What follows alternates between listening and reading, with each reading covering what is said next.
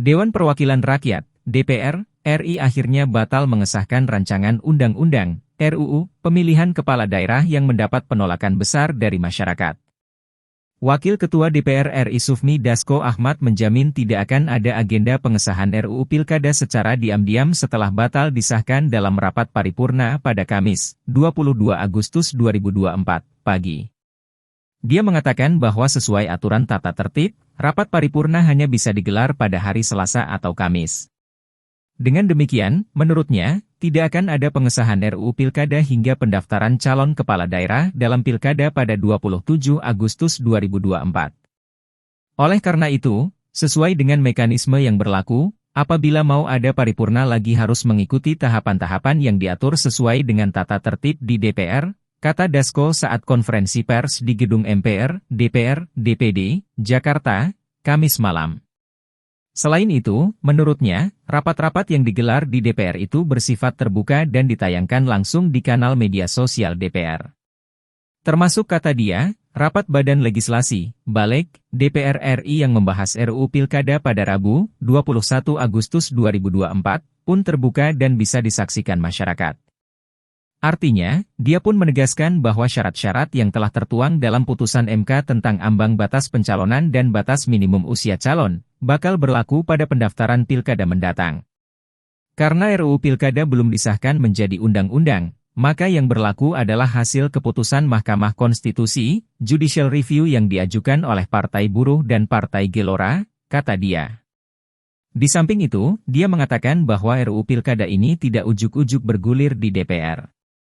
Pasalnya proses legislasi terhadap RUU tersebut, menurutnya, sudah dilakukan sejak Januari 2024, tetapi secara perlahan.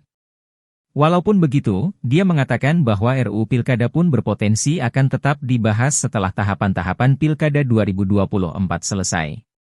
Karena DPR pun menilai bahwa mekanisme di Pilkada atau pemilu perlu disempurnakan. Karena itu kan ada gugatan parlemen threshold yang dari Perludem yang perlu diakomodir, katanya.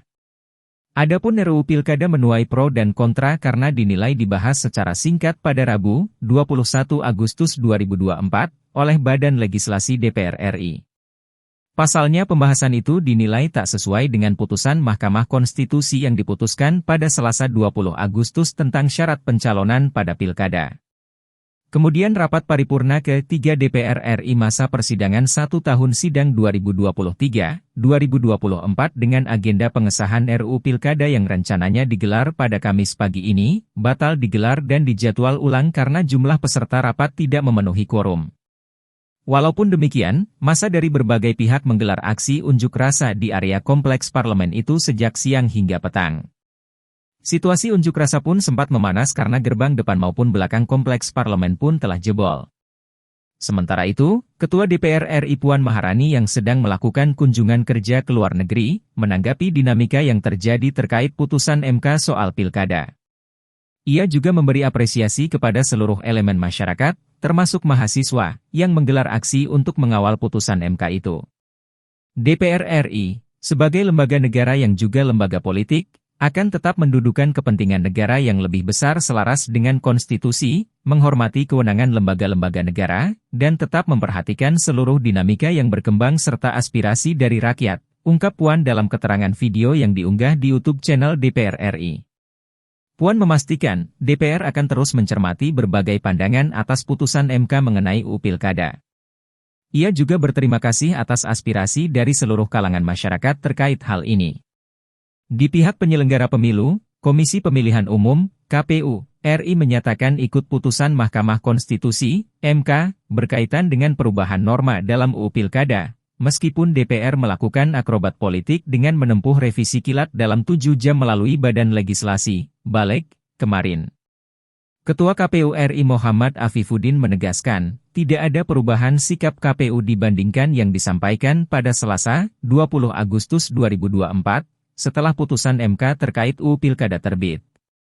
Kami sampaikan, kami ulangi lagi, sebagaimana berita beredar, KPU dalam hal ini sudah menempuh langkah untuk menindaklanjuti putusan MK, kata pria yang akrab disapa Afif dalam jumpa pers, Kamis, 22 Agustus 2024.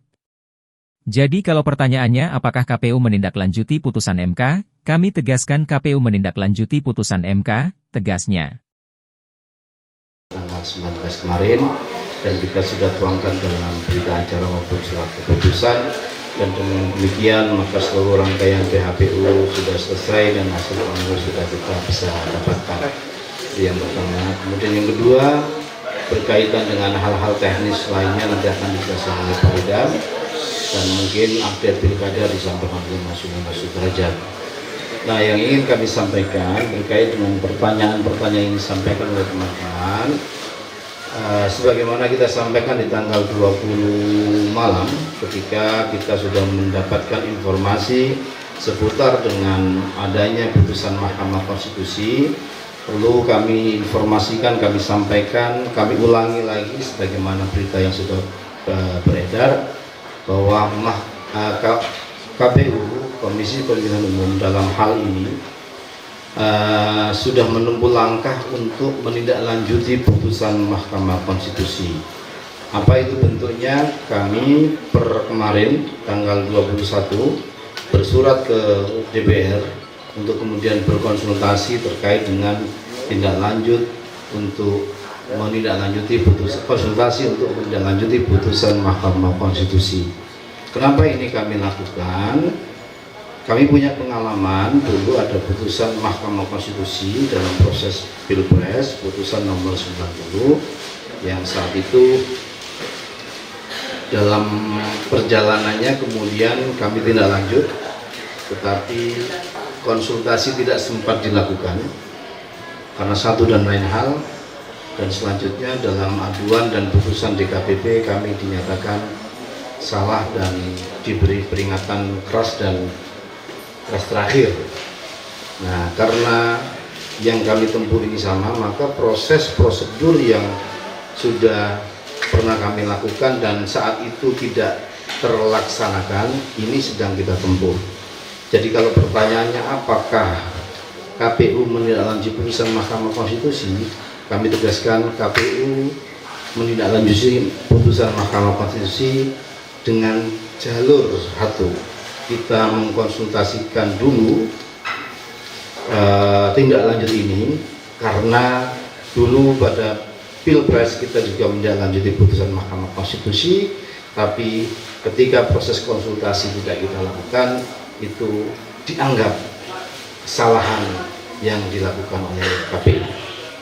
Nah, selanjutnya tentu karena juga masih ada waktu terkait dengan tindak lanjut ini akan digunakan terutama untuk pendaftaran calon kepala daerah yang mulai dibuka tanggal 27 sampai tanggal 29 Agustus 2024 hari Selasa.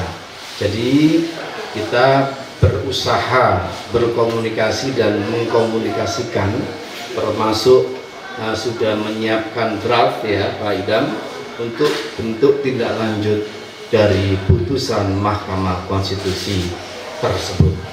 Saya kira ini sudah clear untuk menjadi informasi yang bisa disampaikan teman-teman ke khalayak, ke jajaran